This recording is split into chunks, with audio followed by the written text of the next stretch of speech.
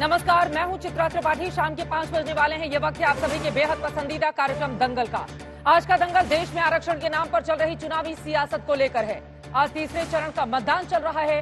आज 93 सीटों को मिला लें तो कुल 283 यानी आधी से ज्यादा सीटों पर मतदान हो चुका है।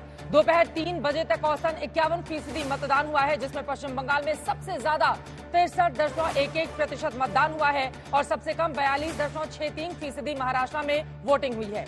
लेकिन इसी वोटिंग के बीच में मुसलमानों को आरक्षण वाले मुद्दे पर एक बार फिर से बयानों की धार चढ़ाई गई है। लालू यादव ने कह दिया है कि मुसलमानों को पूरा आरक्षण मिलना चाहिए।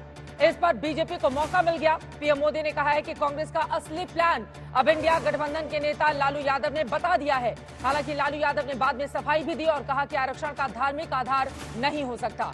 लेकिन बीजेपी ने कहा है कि कर्नाटक में ओबीसी का आरक्षण छीनकर धर्म के आधार पर मुसलमानों को देने वाला पायलट प्रोजेक्ट कांग्रेस पूरे देश में लागू करने जा रही है।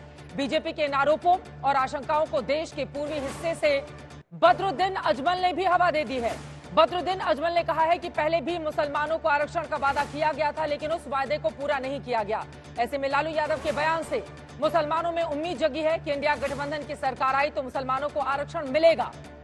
अब सवाल यह है कि जब सामाजिक आधार पर कसाई, कुरैशी, नदब, पिंजर, कुंजड़ा, रंगरेज, मोमीन, अंसारी, दफाली, धोबी जैसे दर्जनों मुस्लिम समुदाय के पिछड़ों को देश में आरक्षण का प्रावधान है, तब केरल, कर्नाटक की तरह धर्म के आधार पर मुसलमानों को आरक्षण का मुद्दा क्या वोट बैंक की सियासत नहीं है?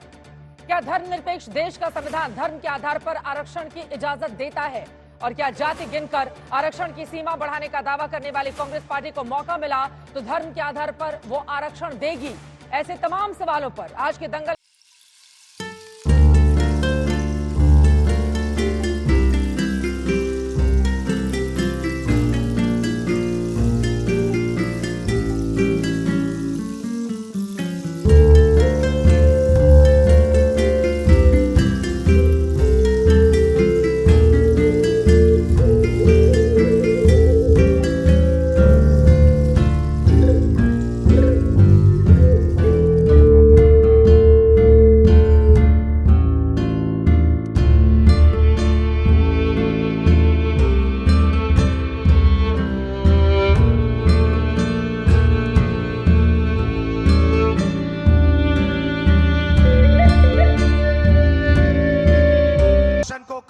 चाहते हो, हाँ या ना?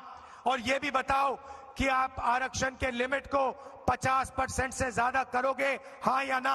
आप देश के नागरिकों को लिखकर दो, कांग्रेस की राज्य सरकारें ओबीसी कोटे से रातों रात डाका डाल करके मुसलमानों को आरक्षण नहीं दे देंगे। हमारे गृह मंत्री भाग रहे हैं जवाब देने से। बार बार धर्म की आरक्षण के बारे में बोल रहे हैं। बिल्कुल गलत है, बिल्कुल झूठ है। बीजेपी का आरोप है कि विपक्ष ने केरल, कर्नाटक, आंध्र में एससी, एसटी, ओबीसी का आरक्षण मुसलमानों को धर्म के आधार पर बांट चुकी है। केंद्र में आई तो पूरे देश में बांटेगी। कांग्रेस पूछती है कि क्या बीजेपी आरक्षण की सीमा 50% से अधिक बढ़ाएगी? मुसलमानों को आप लोग आरक्षण दे रहे हैं, ओबीसी का लेकर मुसलमानों को दे रहे हैं। रिजर्वेशन तो मिलना चाहिए मुसलमानों को। जो चारा खाने के कारण जेल में है, जो पशुओं का चारा खा गए और अदालत ने जिनको सजा दी है, ऐसे हाथ पछाड़ के बोल रहे हैं मुसलमानों को आरक्षण मिलना चाहिए। और सिर्फ आरक्षण नहीं मिलना चाहिए, वो कहते हैं कि पूरा का पूरा आरक्षण मुसलमानों को मिलना चाहिए। आरक्षण सामाजिक आधार होता है, धर्म आधार नहीं होता है। अटल बिहारी वाजपेयी जी ने संविधान समीक्षा आयोग बना दिया था और ये लोग यही चाहते हैं ये लोग कि ये जो थर्ड फेज का जो चुनाव हो रहा पूरा खुजली इनको खुला रहा दे इनका। हालांकि संविधान बदलने के मुद्दे को लेकर लालू ने आरोप लगाया है कि बीजेपी ने पहले भी संविधान बदलने की कोशिश की थी और वाजपेयी सरकार ने संविधान समीक्षा आयोग भी बनाया था। लालू प्रसाद जी कितना भी प्रयास करें, मुसलमानों को विशेष आरक्षण नहीं मिलेगा। अरे ये उग्रवादी, आतंकवादी, अपराधी से भी वोट मिलेगा तो उसको भी आरक्षण के दायरे में लाने वाले लोग हैं। दरअसल आरक्षण के बहाने ये चुनावी लड़ाई वोटों के ध्रुवीकरण की है, जिसमें BJP SC, ST, OBC vote इकट्ठा रखना चाहती है। विपक्षी दल उसके साथ साथ मुस्लिम वोटों के लिए भी जाल फैला रहे हैं। जी ने मुस्लिम रिजर्वेशन का डिमांड किया है और ये कहा है कि हमारी हुकूमत आएगी तो हम जो है मुस्लिम को रिजर्वेशन देंगे। हम इसको वेलकम करते हैं। यकीनन हमसे छोटे छोटे जाति के लोगों को रिजर्वेशन मिला, हम लोगों का अभी तक नहीं मिला। इसका मुसलमानों को बड़ा दुख है। इसलिए अगर लालू जी इस मामले में आगे बढ़ के आए, इससे पहले भी कई लोगों ने वादा किया था लेकिन अभी तक पूरा नहीं हुआ। कांग्रेस को, समाजवादी पार्टी, RJD को जब भी अवसर मिलेगा, ये अनुसूचित जाति, जनजाति और पिछड़ी जाति के आरक्षण के अधिकार पर सेन लगा करके इन्हें जबरन अल्पसंख्यकों को देने का कुत्सित प्रयास करेंगे। जो आरक्षण की मूल भावना थी उससे खिलवाड़ हुई है। भारतीय जनता पार्टी और भारतीय जनता पार्टी के लोग कभी नहीं चाहते कि पिछड़े, दलित, आदिवासी हक सम्मान पाएं। इसीलिए वो संविधान से छेड़खानी की तैयारी है। आप खुद जानते हैं कि जनरल में लोग पहुंच जाते थे, जनरल में क्यों नहीं अब पहुंच पा रहे पिछड़े और दलित और आदिवासी? ये किसने पाबंदी लगाई, किसने रोका? दरअसल इस चुनावी दंगल का एक सिरा जाति गणना से भी जुड़ता है, जो कांग्रेस पार्टी, खासकर राहुल गांधी का बड़ा मुद्दा है। जाति गिनकर गिनती के आधार पर आरक्षण की मांग राहुल करते रहे हैं और जीतने पर ऐसा ही करने के दावे भी करते हैं। लेकिन जिस तरह कर्नाटक सरकार ने OBC आरक्षण छीनकर सारे मुसलमानों को आरक्षण के दायरे में रख दिया, उससे बीजेपी को हमला करने का मौका मिल गया है। आज तक ब्यूरो। सियासत में अपनी धार को रफ्तार देने के लिए आरक्षण की टोपी एक दूसरे पर पहनाने की कोशिश राजनीतिक दलों की ओर से की जा रही है, लेकिन इससे किसको मिलेगा चुनावी फायदा? कई ऐसे सवाल हैं जिसको लेकर दंगल में होगी बड़ी चर्चा। खास मेहमानों की मौजूदगी है, उनका परिचय आपसे करवा देती हूँ। हमारे साथ स्टूडियो में आशुतोष जी, पॉलिटिकल एनालिस्ट, जुड़ चुके हैं। हमारे साथ मौजूद हैं प्रोफेसर संजय कुमार जी, को डायरेक्टर लोकनीति CSDS के हैं। प्रोफेसर संगीत रागी जी, राजनीतिक विश्लेषक, हमारे साथ जुड़े हुए हैं। और इसी के अलावा राजनीतिक मेहमानों की भी मौजूदगी है। Siddharth Yadav ji, spokes person Bharatiya Janata party के हमारे साथ हैं। प्रोफेसर नवल किशोर जी, स्पोक्स पर्सन RJD के हमारे साथ जुड़ चुके हैं। AIMIM की ओर से आदिल हसन साहब हमारे साथ जुड़ चुके हैं, प्रवक्ता उनके। इसके अलावा Dhirendra Kumar ji, spokes person LJP के भी हमारे साथ हैं। और भी मेहमान जुड़ते हुए चले जाएंगे, जिनका परिचय आपसे आगे मैं करवाऊंगी। लेकिन सबसे पहले आपसे ही शुरुआत करते हुए नवल किशोर जी, अब बाद में सफाई तो देनी पड़ गई ना। पहले धर्म के आधार पर आरक्षण की बात कही लालू प्रसाद यादव ने कि हाँ मिलना ही चाहिए, और बाद में जब बीजेपी ने मुद्दे को लपक लिया तो उसके बाद आकर सफाई दे रहे हैं कि नहीं नहीं, ये तो सामाजिक आधार हो सकता है, धर्म का आधार नहीं हो सकता है। अब बीजेपी इसको बड़ा मुद्दा बनाकर ले जा रही है लोगों के बीच में, मुश्किलें पैदा होंगी आपके लिए। देखिए चित्रा जी, बीजेपी के पास तो वास्तव में कोई मुद्दा ही नहीं है। वो किसी मुद्दे को क्या बड़ा बनाएगी? उन्होंने तो आज तक या तो जीवन में छोटी बात कही है या ऊंची बात कही है। दो ही प्रकार के उनके पास बात है। जो जिस बात पे चुनाव लड़नी चाहिए, वो जिस मुद्दे पे चुनाव लड़ना चाहिए, उस पर तो कोई बात नहीं करते हैं। हिंदू मुस्लिम उनके लिए एकदम हमेशा ताजा मुद्दा रहता है, जब भी चाहते हैं गोलबंदी करना। हम लोग वास्तव में जो बात जरूरी है कि आपने 10 साल में क्या किया है, उसके ऊपर आपको बात कहनी चाहिए। उस पर अगर हिसाब पूछा जाता है तो कहीं आप मटन की बात करते हैं, कहीं मछली की बात करते हैं, कहीं मंगलसूत्र की बात करते हैं, और जात पात के बात तो करने वाले और उसके आधार पे गैर बराबरी का पोषक तो भारतीय जनता पार्टी है। आप देख सकते हैं उनके पूरे संरक्षण में मोदी जी जब आए, उन्होंने क्या बोलकर आए थे कि हम पिछड़ी जाति से हैं, कभी अपने आप को किसी और समाज से कहते हैं। जब राष्ट्रपति का चुनाव होता है तो उस पद को भी कहते हैं कि ये राष्ट्रपति का जो चुनाव है, यहाँ पर अति पिछड़ा, यहाँ पर आदिवासी समाज के लोग हैं या SC ST के हैं। तो जब आप पूरे समाज में इस तरह का गोलबंदी करना चाहते हैं तो वास्तविक मुद्दों से भटकाने की आपकी पूरी कोशिश होती है। जबकि आपको 10 साल मिला है, 10 साल में आपने नौकरी पे क्या किया, रोजगार पे क्या किया, जो बात या जो मुद्दे या जो वायदे करके आए थे उससे आपने क्या किया? अब तो आपके पास वायदे करने के लिए कुछ है ही नहीं। आप दूसरे का घोषणा पत्र पढ़ के और बीजेपी से जवाब ले लेते हैं, निकाल रहे हैं। आपको बोलना सिद्धार्थ यादव जी, क्या ध्रुवीकरण की सियासत है ये भारतीय जनता पार्टी की, कि लालू यादव ने बोला और तुरंत से मुद्दा पकड़ लिया और फिर हर मोर्चे पर इसी को लेकर जाए?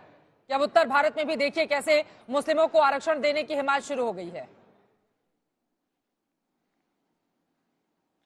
देखिए चित्रा जी, ये कह रहे हैं हमारे पास मुद्दे नहीं है, पर इनका मुद्दा तो देखिए, इनके नेता कह रहे हैं कि देश में जो हमारे बाबा साहब भीमराव अंबेडकर देश के संविधान निर्माता कॉन्स्टिट्यूएंट असेंबली नहीं दे करके गई, ये वो करना चाहते हैं, धर्म के आधार पर आरक्षण देना चाहते हैं। और उसको अगर हमने लपक लिया तो आप कह रही हैं कि हमने ध्रुवीकरण कर दिया। ये अपनी जबान से कह दे रहे हैं कि इस देश में धर्म विशेष को आप आरक्षण SC ST पिछड़े वर्ग का काट करके दे दीजिए। वो ध्रुवीकरण कैसे नहीं होता?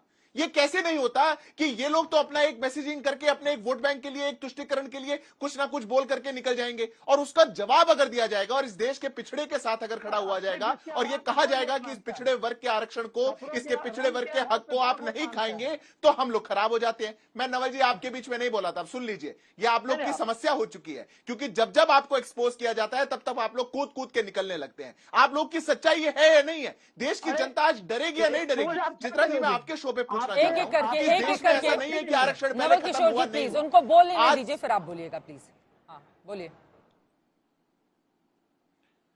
देखिए चित्रा जी, ऐसा नहीं है कि आज से पहले आरक्षण खत्म नहीं हुआ। हमारी इस देश की पब्लिक फंडेड यूनिवर्सिटी में, अलीगढ़ मुस्लिम यूनिवर्सिटी में आपने SC ST OBC वर्ग का आरक्षण छीन लिया, तब क्यों नहीं बोल पाए ये लोग? आपने जामिया के अंदर छीन लिया, तब क्यों नहीं बोल पाए आप लोग? आपने कर्नाटक के अंदर ब्लैंकेट रिजर्वेशन दे दिया, आपने कह दिया अगड़ा पिछड़ा अमीर गरीब सब कुछ छोड़ो, आप एक धर्म विशेष में पैदा हुए और चूंकि आप मेरे वोट बैंक हैं, मैं आपको सबको आरक्षण देता हूं। बंगाल के अंदर आपने 91 जातियों में से 85 जातियां एक धर्म विशेष की दे दी। ये लोग कहां गए थे पिछड़ों के लिए? पर इनकी प्राथमिकता दूसरी है चित्रा जी, इनके लिए दूसरा कुछ और है। हम लोगों ने सबसे ज्यादा OBC के मंत्री बनाए, ये लोग सबसे ज्यादा माफिया बनाते हैं। हमने सबसे ज्यादा SC के सांसद बनाए, ये लोग सबसे ज्यादा परिवार में टिकट देते हैं। हमने देश का राष्ट्रपति ST बना दिया, ये लोग सबसे ज्यादा धन्ना सेठों को बनाते हैं। अरे अगर इतना मुसलमानों से प्यार था, पड़ रहा है ना जातियों के आधार पर कि किस जाति के लिए हमने कितना काम किया है, आखिर गिनाना तो पड़ रहा है ना। फिर सबका साथ, सबका विकास और विश्वास की बात कहाँ गई? ये तो बड़ा सवाल है। चित्रा जी, फर्क बताना पड़ रहा है, सच्चाई बतानी पड़ रही है, फर्क बताना पड़ रहा है। आदिल हसन साहब, अब आपके पास आते हुए, लेकिन क्या इसी के साथ अब मुस्लिमों को आरक्षण के लिए उम्मीद भी जग गई है? आपको लग रहा है इंडिया गठबंधन सत्ता में आएगा तो फिर मुसलमानों को लाभ मिलेगा आरक्षण का? मैम, आजाद भारत में आज तक मुसलमानों को धर्म विशेष पर आरक्षण नहीं मिले हैं, जाति के आधार पे मिले हैं। और ये पॉलिटिकल ड्रामा मोदी जी भोपाल में पासमानदा मुसलमानों को क्यों करते थे, कर्नाटका में इन्होंने किया और तेलंगाना में किया, तो फिर सबका साथ सबका विश्वास क्यों है? फिर मोदी जी बताइए, आजाद भारत में 1947 के बाद धारा 341 क्या है? सबसे ज्यादा कॉन्स्टिट्यूशनल ब्लैक स्पॉट हमारे लिए नाइंसाफी हुई कि कोई मुस्लिम लोहार, मुस्लिम धोबी को आरक्षण नहीं है और नॉन मुस्लिम को है। ये आखिर क्यों ऐसा हुआ? वो प्रेसिडेंशियल कर्नाटका में जो शेख सैयद सईद इन सब लोगों को आरक्षण दिया गया, लिंगायत को कलेक्टर में से 4% काट कर, वो धर्म के आधार पर नहीं था। मिला है नहीं, वो सुधीर कमीशन की रिपोर्ट है। तेलंगाना में भी सुधीर कमीशन, तेलंगाना में भी कमीशन के रिपोर्ट पर है। ये गलत बात है। ये किसी भी कमीशन की रिपोर्ट पर हो, धर्म के आधार पर ही है ना। कमीशन क्या है? कमीशन की रिपोर्ट क्या धर्म के आधार, अगर यहाँ पर मिला गया है। नहीं मैडम, चित्रा, कर्नाटक में सैयद पठान क्या गरीब हैं? आप ये कहना चाह रहे हैं? सुनिए, तो EWS क्या है? 10% EWS को किस आधार पे मिला? 10% जो EWS फॉरवर्ड कम्युनिटी में किस आधार पे मिला? तो EWS में और सभी में फर्क नहीं है क्या? आर्थिक आधार पर है ना, गरीबी के आधार पर है ना। हाँ, मतलब जनता को बरगलाइए मत कि धर्म के आधार पर कहीं पर दिया नहीं गया है। तथ्यों को रखते हैं सामने, मेरा बस यही पक्ष है, तथ्यों को रखते हैं सामने।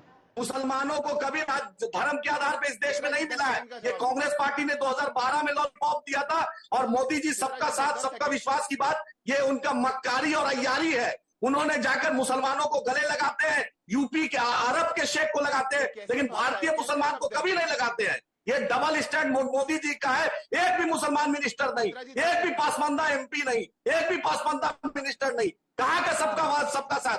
नजमा हेपतुल्ला कौन है? आरिफ मोहम्मद खान कौन है? सैयद जफर कौन है? सैयद शहनवाज हुसैन कौन है? केरल में 8% शिक्षा में और 10% नौकरी में मुसलमानों को आरक्षण है। तथ्यों को रखिए, तथ्यों को रखिए। ठीक है, मुझे लगता है सिद्धार्थ यादव की बातों पर जवाब दीजिए, उसके बाद में बाकी लोगों के पास आना। ठीक है सर, हो गई। सिद्धार्थ यादव जी जल्दी से, संजीत जी आ रही है आपके पास। ठीक है ठीक है ठीक है, सिद्धार्थ यादव जी जल्दी से, हाँ बोलिए बोलिए। ये मैं चित्रा जी बस आग्रह करूंगा, छोटा सा जवाब दूंगा, पर इनकी आवाज कम करनी पड़ेगी, नहीं तो ये जो वोट जिहाद करने की बात करें, डिबेट में भी जिहाद कर देंगे। मैं छोटी सी बात कहना चाहता हूं, अभी इनके खिलाफ फतवा जारी हो सकता है। आदिल भाई को मैं सलाह दे रहा हूं। अरे मुसलमानों में जातियां कहां होती है? अरे मुसलमानों में जातियां कहां होती है बताइए ना। मुसलमानों में जातियां हो गई। अरे आदिल भाई, आपकी चिंता कर रहा हूं मैं। अरे कर्नाटक के अंदर अगर ब्लैंकेट रिजर्वेशन आया तो कौन सी जाति की बात आई? देखिए मैं आपके बीच में नहीं बोल रहा, चित्रा जी आपको 10 सेकंड देने पड़ेंगे, ये गलत है बात, आपको 10 सेकंड देने पड़ेंगे। चित्रा जी आपको 10 सेकंड में अनइंटरप्टेड देना पड़ेगा। जैसे आपने बोला थोड़ा धैर्य दिखा लेते हैं। आदिल हसन जी, उनको भी बोलने का अधिकार थोड़ा सा दे देते हैं। चित्रा जी बोलिए। अब मैं बस 10 सेकंड लूंगा। मैंने आपको पहले ही आगाह किया था कि ऐसा होगा, पर मैं इनको आज इसलिए एक्सपोज करना चाहता हूं कि ये लोग जो मुसलमानों के लिए भी, स्पेशली आज मैं आपके शो पे कहता हूं, ये जो कहते हैं ना टिकट ऐसा दिया वैसा दिया, अरे जानबूझकर आपने इस देश के मुसलमानों को पीछे ही रखा। क्योंकि जब हमने उनको आवास बांटे थे तो हमने धर्म और जाति नहीं देखी, जब हमने उनको सिलेंडर बांटे तो हमने नहीं देखी, जब हमने आयुष्मान का कार्ड बांटा तो हमने उनको नहीं देखा, क्योंकि हमारी सरकार की नीति कुछ और है। हम सबका साथ सबके विकास की बात करते हैं, पर जो शैक्षणिक और सामाजिक रूप से पिछड़े रहे उनको आप कभी आगे नहीं ला पाए। मैं तो नवल किशोर जी से भी पूछता हूँ, मैं चित्रा जी नवल किशोर जी से भी पूछता हूँ, वो बोलेंगे तो आपकी आवाज नहीं आएगी। झूठ में आप अपनी ऊर्जा को खर्च कर रहे हैं। आदिल हसन साहब अपनी बारी में बोलेंगे, अपनी बारी में। तो मतलब आदिल हसन जी खुश है ना आपको उम्मीद है कि इंडिया गठबंधन की सरकार अगर बनी तो मुसलमानों को आरक्षण मिलेगा? आप खुश हैं इससे जो बीजेपी दावा कर रही है? इस देश की सच्चाई जाती है, ये झूठ बोल रहे हैं, ये वोट के लिए सिर्फ हिंदू मुसलमान करते हैं, ये भारत के मुसलमानों को लगाए। बताइए क्यों अरब के शेख ये बंदूक भी निकाल के ला सकते हैं, पर मेरे को अपनी बात बोलने का अधिकार है। हम भारत में स्वतंत्र देश में रहते हैं, मेरे पास भी आर्टिकल 19 का अधिकार है। ये मेरी बात कैसे दबा सकते हैं? ठीक है, एक एक करके अपनी बात रखेंगे। आदिल हसन जी प्लीज, आदिल हसन जी प्लीज अपनी बारी में बोले। सबकी बारी में आप ही बोलेंगे तो सबको मौका नहीं मिलेगा। Please Adil Hasan ji, please Adil Hasan ji. उधर नवल किशोर जी भी बैठे हुए हैं, ठीक है, उन्हीं के मुखिया की ओर से बयान आया है, लेकिन वो भी इतना नहीं बोल रहे हैं। प्लीज थोड़ा सा अपने ऊपर धैर्य दिखाइए। धीरेन्द्र कुमार जी, धीरेन्द्र, अब यहाँ पर भी सबका सर, अब सबका हक यहाँ पर इन्होंने कैबिनेट में नहीं दिया। धीरेन्द्र कुमार जी, अब लालू यादव जी ने बाद में कह तो दिया है कि धार्मिक आधार पर, मैं नहीं कह रहा था सामाजिक आधार पर होना चाहिए, लेकिन पहले बयान को आप लोगों ने पकड़ लिया है और उसी को लेकर अब एकदम पीछे पड़ गए हैं आप लोग। पहले नहीं, आदिल हसन जी का ऑडियो डाउन कर लीजिए, ऐसे तो नहीं डिबेट हो सकती ना। आदिल हसन से जब तक मैं सवाल नहीं पूछूंगी उनका ऑडियो डाउन रहेगा। धीरेन्द्र जी जवाब दीजिए। चित्रा जी, आदरणीय प्रधानमंत्री जी ने जब कांग्रेस का घोषणा पत्र आया था उसी समय हम लोगों ने शक जाहिर किया था। प्रधानमंत्री जी ने कई सभाओं में कहा था कि इनके इरादे नेक नहीं है, और आज इंडी गठबंधन के सबसे बड़े नेता लालू जी कोई साधारण व्यक्तित्व नहीं है उनका, और उन्होंने अगर आज ये कहा है तो ये मान के चलिए कि अंदर अंदर कहीं ना कहीं धर्म के आधार पे आरक्षण देने की बात चल रही है। जो ओबीसी का आरक्षण, दलित और आदिवासियों के आरक्षण को समाप्त करके और एक विशेष वर्ग को तुष्टीकरण के देने की जो इनकी योजना थी, आज उस गठबंधन के सबसे बड़े नेता के द्वारा बोला गया है। तो इस बात पर तो मुहर लग गई ना। और दूसरी बात है कि ये लोग आज आरक्षण देने की बात कर रहे हैं मुसलमानों को, ये भी एक छलावा है। चित्रा जी, मैं बता देना चाहता हूँ, आज 1990 के पहले में जो भागलपुर का दंगा हुआ था, यही पे कांग्रेस की सरकार थी, राजीव गांधी जी प्रधानमंत्री थे, और वहां पर भी मुसलमानों के साथ में जो घटना करने वाले यही इन्हीं के परिवार के लोग थे। कामेश्वर यादव को कौन नहीं जानता है, जिनको लालू यादव जी अपने हेलीकॉप्टर में लेकर महिमा मंडित किया था। आज गया जिला में उस समय प्रभाव रहता था नक्सलाइटों का। उस समय में जब 100 मुसलमानों की मौत हुई थी, किसी को ना मुआवजा दिया गया था इन्हीं लालू यादव के द्वारा मुख्यमंत्री रहते हुए, और न कि नौकरियां दी गई थी। लेकिन उनके स्वजातीय लोगों का अगर वहां पे मौत हुआ था तो उनको नौकरियां भी मिली, उनके चौपर भी उतरे। तो वोट के खातिर ये मुसलमानों को ठगते, जिसकी जितनी हिस्सेदारी उतनी संख्या के आधार पर ये नारा देते हैं। लेकिन जब टिकट देने की बारी आई बिहार में तो कितना % इनका आरक्षण है और इनकी संख्या है और कितना टिकट मिला है। देखिए, मुसलमानों को जो MY समीकरण है ना चित्रा जी, इसको मुसलमान लोग अभी तक समझ रहे थे मुस्लिम और यादव, लेकिन इनके लोग जो है, खास करके नवल जी के लोग, ये लोग कहते हैं नहीं, ये MY का मतलब मोस्टली यादव, M का मतलब मोस्टली। तो मुसलमान भी कहीं ना कहीं ठगा हुआ महसूस कर रहा है। और दूसरी बात, और अरे सुनिए तो सही, और हम लोगों ने क्या नहीं किया, 10% का आरक्षण दिया, उसमें से क्या हम लोग शेख सैयद लोगों को नहीं दिया आरक्षण? इस देश में अगर सबको साथ लेके चलने, इतने क्या आप लोग चापलूसी की हद कर रहे हैं? अरे ये चापलूसी नहीं, आप गुमराह कर रहे हैं। और आज मुसलमान का भी वोट हम लोगों को मिल रहा है। यही वोट आप लोगों का जब घिसकता हुआ दिख रहा है ना, तो आरक्षण का झूठा छलावा कर रहे हैं। मुसलमानों को आप नकली घड़ियाली आंसू बहा के दिखला रहे हैं कि हम ठीक तुम्हारे है, लिए खड़े हैं। ठीक है, ठीक है। अब जरा स्टूडियो में आ जाते हैं। आशुतोष जी, आपसे शुरुआत करते हुए, बीजेपी को तो ऐसा लग रहा है मुद्दा मिल गया है। अब बीच चुनाव धर्म के आधार पर अगर आरक्षण की, क्योंकि सीधा सवाल पूछा गया था, लालू यादव ने इस पर जवाब दिया। उधर बदरुद्दीन अजमल की ओर से कहा जा रहा है कि लालू यादव ने अगर इस तरह का बयान दिया है तो हमें उम्मीद है कि आरक्षण मिलेगा, क्योंकि पहले भी वायदे किए गए थे मुसलमानों से आरक्षण के। क्या दिखाई दे रहा है बीच चुनाव में आरक्षण का ये मुद्दा? मुझे तो कर्नाटक दिखाई पड़ रहा है, कर्नाटक विधानसभा चुनाव। कर्नाटक विधानसभा के चुनाव में भी मुस्लिम आरक्षण की बात की गई थी और उसको बहुत बड़ा मुद्दा भारतीय जनता पार्टी ने बनाने की कोशिश की थी। उसके बाद वहां उनको जबरदस्त तरीके से हार का सामना करना पड़ा था। जिस कर्नाटक का एग्जाम्पल लिया जा रहा है, दरअसल उस कर्नाटक में जितने मुस्लिम्स को आरक्षण मिला है वो ओबीसी कैटेगरी में आरक्षण मिला है। जब बम्बई सरकार ने 2023 में उसको हटाने की कोशिश की तो उसके बाद मामला सुप्रीम कोर्ट में गया और सुप्रीम कोर्ट ने सरकार के फैसले को सस्पेंड कर दिया। मैं दोबारा कहना, जो बहुत सारे दर्शक हमारे बात को सुने, सुप्रीम कोर्ट ने बम्बई सरकार के मुसलमानों को आरक्षण खत्म करने के फैसले को सस्पेंड कर दिया, स्क्रैप कर दिया था। अब सवाल इस बात को लेकर, अगर आप एक झूठ को पूरी दुनिया में फैलाने की कोशिश करेंगे तो क्या होगा? मेरा मानना यह है कि ये क्या किसी मुसलमान ने ये कहा कि मुझे आरक्षण चाहिए? किसी ने डिमांड की क्या? लेकिन इसको मुद्दा बनाया, ये क्या है? ये भारत की चुनावी राजनीति का सबसे बड़ा दिवालियापन है कि आप मुसलमानों का हवा खड़ा करके वोट की राजनीति करने की कोशिश कर रहे हैं। ये देश को बांटने वाली राजनीति है, ये देश को बर्बाद करने वाली राजनीति है। और सुप्रीम कोर्ट, और मैं फिर कह रहा हूं, कर्नाटक में ऐसे ही मुद्दा उठाने की कोशिश की, आरक्षण खत्म करने की कोशिश की, और उसके बाद कर्नाटक का क्या हासिल हुआ? कम से कम ये बात तो उन लोगों को समझनी चाहिए जो एक बार चोट खा चुके हैं। लेकिन फिर मैं कहता हूं, देखिए, सबसे पहले तो कॉन्स्टिट्यूएंट असेंबली डिबेट्स को ध्यान में रखना चाहिए। भारत के संविधान ने और संविधान निर्माताओं ने धर्म के आधार पर आरक्षण मना किया था। सुप्रीम कोर्ट का फैसला के बारे में मैं कह सकता हूं कि यदि इस प्रकार का जस्टिफिकेशन है तो अपने आप में गलत है। कर्नाटक के अंदर 36 की 36 जातियां जो है मुसलमानों को आरक्षण देना अपने आप में घृणित कार्य है। तीसरी बात मैं कहना चाहता हूं, भारत में मुसलमानों को 1% भी आरक्षण प्राप्त करने का न हक है न उसे मिलना चाहिए, क्योंकि इस देश का विभाजन हिंदू और मुसलमान धर्म के आधार पर हुआ था और 23% मुसलमानों के लिए 35% जमीन दी गई थी पाकिस्तान के नाम पर। उस 35% में भी 14.6% मुसलमान यहां से गया, 9% मुसलमान इस देश में ही आकर के रह गया। और आज के दिन में जो विभाजन की जो शर्तें थी, उन्हीं के आधार पर, उसी मानसिकता से आज भी वही असर्टिवनेस, वही मुद्दे को लेकर के भारत का, मुसलमानों का एक हिस्सा आज जो है वो प्रयासरत है। तीसरी बात, एक कहा गया कि भारतीय जनता पार्टी तो कुछ देती नहीं है। अरे भाई, मुसलमान वोट का जिहाद करता है, वोटों के जिहाद के लिए कांग्रेस पार्टी करती है। प्लीज, कहां जिहाद करता है? कहां जिहाद करता है? प्लीज, आप गलत बात नहीं बोलिए। आप गलत बात कर रहे हैं। आप गलत बात कर रहे हैं। कहां जिहाद करता है? आप मुझे बोलिए, कहां जिहाद करता है? बिल्कुल, कहां जिहाद करता है? सलमान खुर्शीद कहां जिहाद करता है?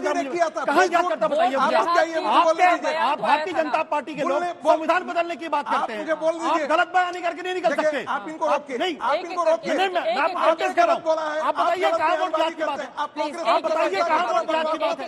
क्या एक आदमी को बयान देने का उसका बयान सामने आया था, इस वजह से बोलेगा उसके आधार पर सारे मुसलमानों को कैटेगराइज करेंगे? बिल्कुल गलत। आप गलत बयान कर रहे हैं, आप गलत बयान कर रहे हैं। उसके आधार पर तो आप उसके आधार पर भारतीय जनता पार्टी संविधान को बदलने की बात कर रहे हैं। मुसलमान वोट जिहाद आप गलत बात कर रहे हैं। आप मुस्लिम समुदाय को डिमोनाइज करने की कोशिश कर रहे हैं। आप मुस्लिम समुदाय को डिमोनाइज करने की कोशिश कर रहे हैं और मैं इसकी निंदा करता हूं। एक एक करके अपनी बात रखेंगे, एक एक करके। आप राष्ट्रीय चैनल पे आकर गलत बात कर रहे हैं। आप राष्ट्रीय चैनल पे आकर गलत बात कर रहे हैं। कोई मुसलमान इसके वोट जिहाद की बात नहीं करता। वो अपने हक की बात करेगा तो वोट जिहाद हो जाएगा। अरे वो हक की बात करेंगे तो वोट जिहाद हो जाएगा। ये वोट जिहाद का शब्द तो सलमान खुर्शीद की भतीजी ने ही दिया है ना आशुतोष जी। एक एक करके प्लीज, एक एक करके। नहीं कर सकते। हाँ, लेकिन सलमान खुर्शीद की भतीजी को क्या जरूरत थी वोट जिहाद शब्द लेकर आने की? तो फिर उस आधार पर मानिए कि भारतीय जनता पार्टी जो है आरक्षण संविधान को बदलने की बात कर रही है। संविधान फिर आप आधार पर कहिए ना। संविधान आज तक नहीं बदला गया है। आदमी के उसमें संशोधन नहीं हुआ है, संविधान में संशोधन आज तक नहीं हुआ है क्या आशुतोष जी? 100 से एक एक करके, ठीक है, एक एक करके, प्लीज दोनों से गुजारिश है, अपनी अपनी बारी में,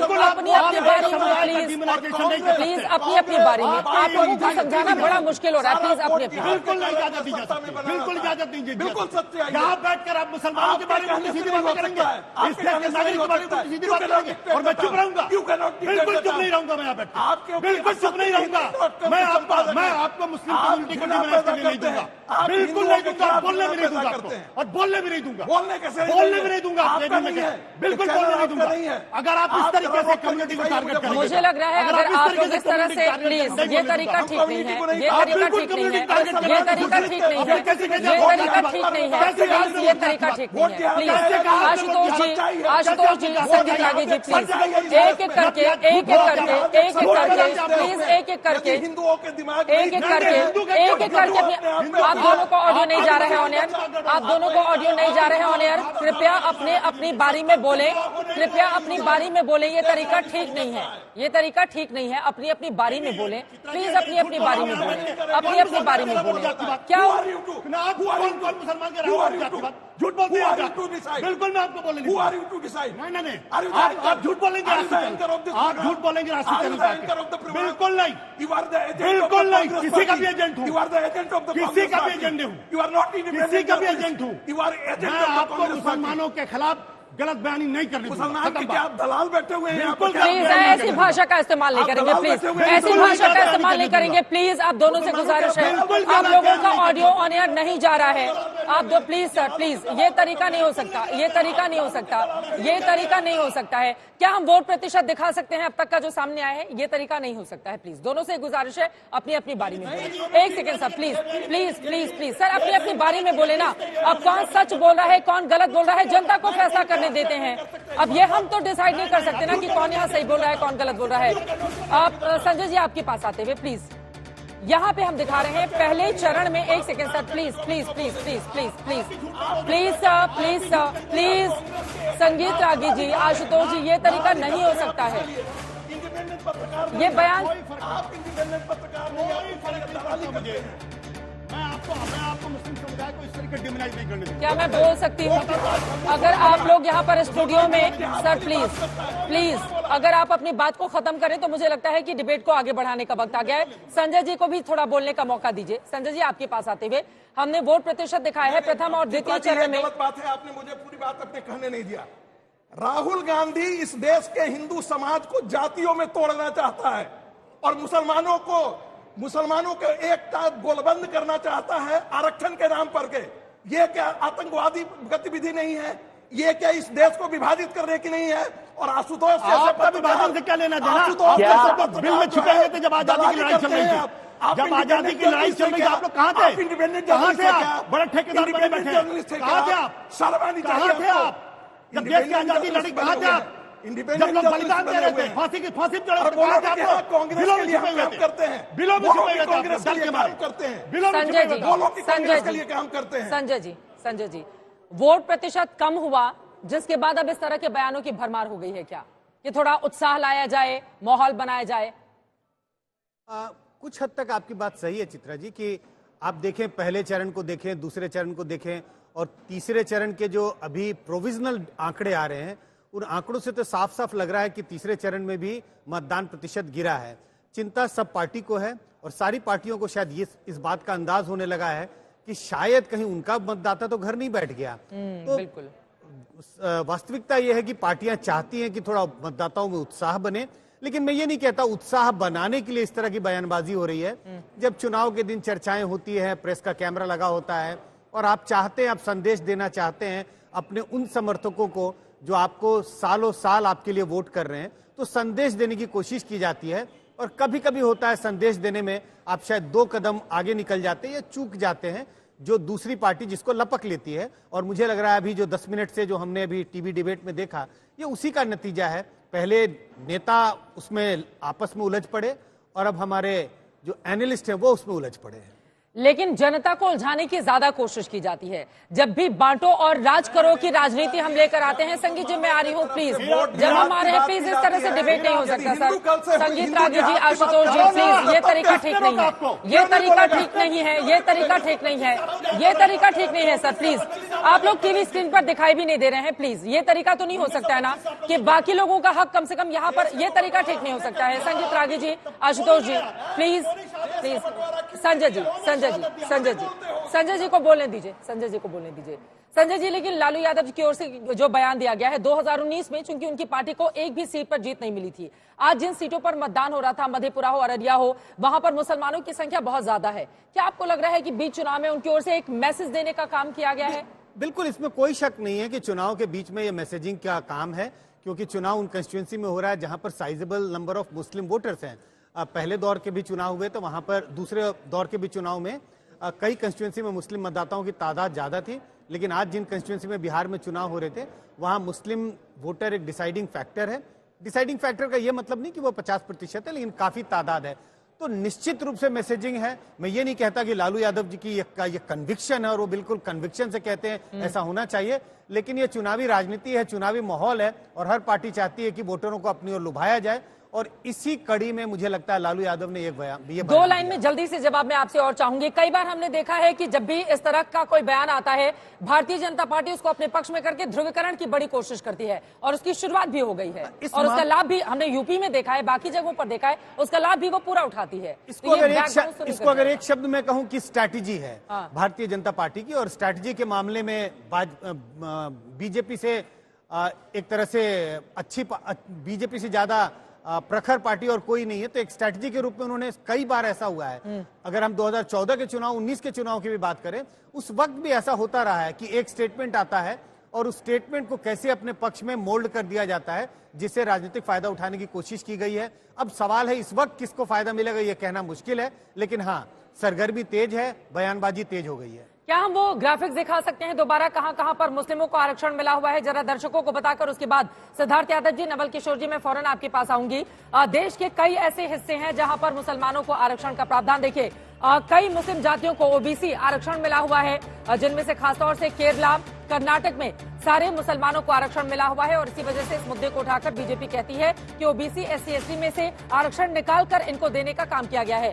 केरल में शिक्षा में 8%, नौकरी में 10%, कर्नाटक में मुस्लिम ओबीसी को 19% का आरक्षण मिला हुआ है और कर्नाटक में सारे मुसलमानों को 4% अलग से आरक्षण मिला हुआ है।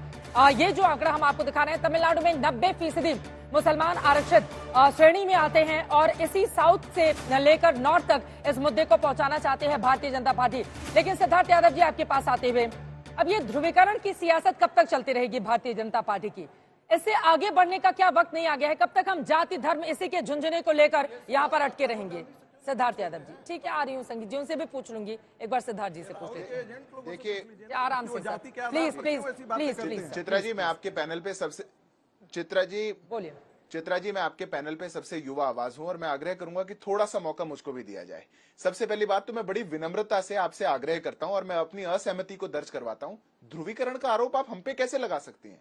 ये लोग अगर अपने भाषण में लालू जी ने बोल दिया कि हाँ मुसलमानों को मिलना चाहिए, शब्द का भी इस्तेमाल किया, वो ध्रुवीकरण नहीं हुआ। हमने कह दिया कि ये संविधान सम्मत नहीं है, संविधान निर्माता नहीं कह करके ये ध्रुवीकरण हो गया, हमने लपक लिया। उनने भाषण में कह दिया कि वोट जिहाद करिए, वो ध्रुवीकरण नहीं हुआ। हमने कह दिया कि देखो ये बांटने की बात कर रहे हैं, तो वो लपकना हो गया, वो ध्रुवीकरण करना हो गया। ये कौन सा चश्मा है? इस चश्मे को हम कब हटाएंगे? अरे अगर हम इस देश में संविधान सम्मत बात करते हैं, इनको एक्सपोज करने की बात करते हैं और डंके की चोट पर सामने आके कहते हैं कि जो मानसिकता आपने मन में बना ली है कि इस देश में अल्पसंख्यक माने बस एक वर्ग, बाकी पारसियों की बात नहीं करते, क्रिश्चियन की बात नहीं करते, जैन की बात नहीं करते, बौद्ध की बात नहीं करते, और ये सारा राग आप सिर्फ वोटों के लिए करते हैं, तो ये ध्रुवीकरण का आरोप मैं आपसे विनती करूंगा कि आप हम पे मत लगाए करिए। अभी आशुतोष जी कुछ विश्लेषण कर रहे थे, मेरे को कई बार बुरा लगता है और मैं आशुतोष जी को कहना चाहता हूं, अगर डाकू चोरी करे तो समस्या नहीं है, पर अगर वो संत के भेष में चोरी करे तो ज्यादा समस्या है। विश्लेषक बनकर के अगर गलत विश्लेषण आप करेंगे तो आशुतोष जी मैं आपसे विनती करता हूं कि वो ऐसा मत करा करिए। आपने आंध्रा का जिक्र क्यों नहीं किया?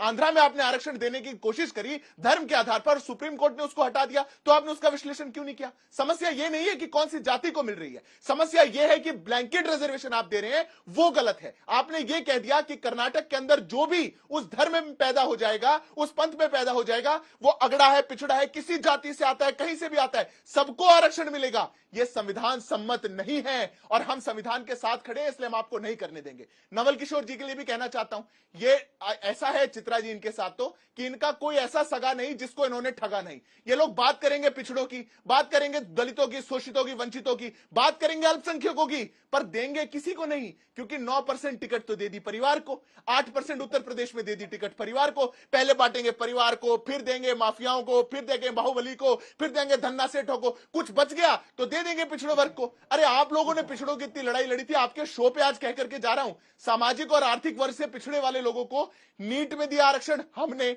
नवोदय विद्यालय में ओबीसी वर्ग का आरक्षण लागू किया हमने, केंद्रीय विद्यालय में आरक्षण लागू किया हमने, विश्वकर्मा योजना लेकर के आए हम। आपने करा क्या? मात्र राजनीति। चित्रा जी, ये राजनीति बंद होनी चाहिए और मैं आग्रह करूंगा कि जितने लोग बैठे हैं कभी एक बार इसी स्वर में आकर के इस राजनीति के खिलाफ नहीं बोलिएगा। हम तो एक्सपोज करते हैं तो समस्या हो जाती है, पर इस राजनीति के खिलाफ कोई नहीं बोलता, वो समस्या है। अब आशुतोष जी कह रहे हैं नवल किशोर जी वेट कर सकते हैं, तो नवल किशोर जी उनकी बोलिए। आशुतोष, मुद्दा क्या है? इस देश के प्रधानमंत्री रैली में खड़े होकर कहें कि मुसलमान इन्फिल्ट्रेटर्स है, घुसपैठिया है, बच्चे पैदा करता है। देश के गृह मंत्री खड़े होकर कहेंगे शरिया कानून यहाँ लागू होने वाला है। बिल्कुल गलत बात है। नहीं, बिल्कुल ये गलत बात है। योगी आदित्यनाथ प्रधानमंत्री ने सारे लोगों को घुसपैठिया नहीं कहा है, बिल्कुल गलत बात है। बांग्लादेशी मुसलमान घुसपैठिया है या नहीं है, उसके खिलाफ क्यों नहीं बात होनी चाहिए? नहीं, क्यों नहीं बात? फिर आपने क्यों नहीं रोका था आप उस समय जब मैं बोल रहा था? उस समय आपकी घिग्गी क्यों बन गई थी? उस समय क्यों नहीं आप क्या बोल गए थे? क्यों नहीं? आपने क्या बोला? बांग्लादेशी क्या इस देश का मुसलमान आप उसको इस तरीके से टारगेट करेंगे? यदि वोट अगर इस तरह से आप किशोर का समय भी चला जाएगा, पॉलिटिक्स है ये। नवल किशोर जी का समय भी चला जाएगा। प्लीज एक एक करके अपनी बात रखेंगे। इस तरह से कैसे बात होगी? प्लीज सर, इस तरह से कैसे बात हो सकती है? ये तरीका तो नहीं हो सकता ना, ये तरीका तो नहीं हो सकता ना सर। प्लीज आप लोग एक सेकंड सर, मेरे सवालों पर जवाब देंगे, आपस में नहीं लड़ाई करेंगे। प्लीज संगीत रागी जी, आशुतोष जी, खत्म कीजिए आपस में इस दंगल को, मुद्दों पर दंगल करते हैं। प्लीज मेरे सवाल का जवाब दीजिए। प्लीज संगीत रागी जी, प्लीज आशुतोष जी, नवल किशोर जी को दिखाइए। नवल किशोर जी बीजेपी की बातों पर जवाब दीजिए, वरना आपकी बात रह जाएगी। नवल किशोर जी। देखिए चित्रा जी, वास्तव में जो भारतीय जनता पार्टी है उसकी सोच ही दंगाई है, उसके सोच में नफरत है, उसके सोच में विभाजन है। वास्तव में वो राजनीति नहीं करती है, वो थिक्रम करती है। और थिक्रम क्या करती है? जो बात कहती है वो करती नहीं है, और जो करती है वो कहती नहीं है। जिस तरह की बात भारतीय जनता पार्टी के लोग कहते हैं, वो कहते हैं कि 400 सीट इसलिए दो कि संविधान को खत्म करना है। जब देखा कि लोग को बात समझ में आ गई और उसको जवाब देने वाले हैं, तो गिड़गिड़ाने लगते हैं कि 272 सीट दे दो, मुझे शासन करना है। देखिए, वास्तव में तो आर्थिक आधार पे भी संविधान इजाजत नहीं देता है, लेकिन आर्थिक आधार पर दिए गए ये सिद्धार्थ भाई को जरूर बुरा लगेगा, क्योंकि उनको नहीं मालूम है कि सामाजिक और शैक्षणिक रूप से आरक्षण ही परमिशन था, लेकिन आर्थिक आधार पर दिया गया ना। किसी भी आधार पे आरक्षण देने के बाद तो की जा सकती है, लेकिन आरक्षण खत्म करने की बात तो केवल भाजपा करती है, संघ करती है, और यही बात सच है। वास्तव में जो राजनीति यहाँ पर है भारतीय जनता पार्टी की है, कि आप पूछ लीजिए उनको पूछे कि रोहिणी आयोग का रिपोर्ट का क्या हुआ। वो कहते हैं कि सारा आरक्षण यादवों को मिल गया। आप बताया क्यों नहीं? झूठ बोलने में, भ्रम फैलाने में यही जमात के लोग हैं जिन्होंने कर्पूरी ठाकुर को सदन के पटल पे डाली दिया। जब आरक्षण दिए, अगरा पिछड़ा को भी दिए, अगरा को भी दिए, महिलाओं को भी दिए, मुंगेरी लाल कमीशन के रिपोर्ट के आधार पर दिया। आप पूछिए इनसे कि जब इस बात को वो लोग स्वीकार नहीं कर सकते हैं, तो फिर आरक्षण की बात क्या करेंगे? जब 1990 में वीपी सिंह ने आरक्षण दिया, मंडल कमीशन रिपोर्ट के आधार पे इन्होंने सरकार गिरा दी। ये तो वास्तव में झूठों और बेशर्मों का फौज है भारतीय जनता पार्टी। किसी सोच और नीति क्या है? कहते हैं कि सबका साथ सबका विकास, और आप खुद ही कहते हैं। ठीक है, सिद्धार्थ यादव जी जल्दी से जवाब दे दीजिए। ठीक है सर, हमारे प्रधानमंत्री ओबीसी हैं। जाति की बात आप खुद करते हो और ठीक है, बोलिए सिद्धार्थ यादव जी, क्लोजिंग कमेंट जल्दी से। ठीक है, ओके सर, ठीक है, ठीक है सर, हो गई आपकी बात। देखिए चित्रा जी, इनकी समस्या अब सुन लीजिए। नवल जी अब सुन लीजिए, इनकी समस्या क्या है। झूठा है झूठ, बात ये बोलेगा आईना। इनके 2 लाइन बता देता हूं। झूठा है झूठ, बात ये बोलेगा आईना। आप आओ हमारे सामने, हम सच बताते हैं। अरे काका, कार्लेकर कमीशन पे कौन बैठा था भैया? मंडल कमीशन की रिपोर्ट दबा करके कौन बैठा था? आप घूमते रहिएगा झूठ की दुनिया में बहुत पीछे तक। मैं पूछ रहा हूं, आप लोगों ने ओबीसी एससी एसटी बात करते रहे, नीट में आप आरक्षण क्यों नहीं दे पाए? आप पिछड़े वर्ग के आयोग को संवैधानिक दर्जा हम जब देने आए, उसका आपने सदन में क्यों विरोध किया? आप लोग क्यों केंद्रीय विद्यालय नवोदय विद्यालयों में नहीं दे पाए? आप क्यों नहीं दे पाए रिप्रेजेंटेशन? क्यों नहीं दे पाए एससी एसटी ओबीसी वर्ग से मंत्री? और वो आपको तो देने थे माफिया, आपको तो देने थे परिवार में। अरे टिकट अपनी बिटिया को क्यों दी सिंगापुर से बुला करके? काट के दो पिछड़ों को, काट कर दो मुसलमानों को। बात किसी और की करेंगे, फायदा कहीं और करेंगे, क्योंकि राजनीति के लिए है ये चित्रा जी, और किसी चीज के लिए नहीं। मात्र राजनीति, मात्र हिपोक्रेसी। वक्त हमें इतने की इजाजत देता है। आप तमाम मेहमानों का बहुत धन्यवाद हमारे साथ चर्चा का हिस्सा बनने के लिए। एक बड़ी खबर आ रही है, आपको बता दें शाम 5 बजे तक के आंकड़े सामने आ गए हैं। 93 सीटों पर जो मतदान इस वक्त भी जारी है, 60.19% मतदान हुआ है। शाम 5 बजे तक का ये जो मतदान प्रतिशत है, उम्मीद यही कि 6 बजते इसमें और ज्यादा उछाल दर्ज किया जाएगा। तीसरे चरण में 93 सीटों पर मतदान की ये स्थिति है। 60% से ज्यादा अब तक मतदान हो चुका है। पश्चिम बंगाल में सबसे ज्यादा, महाराष्ट्र में सबसे कम।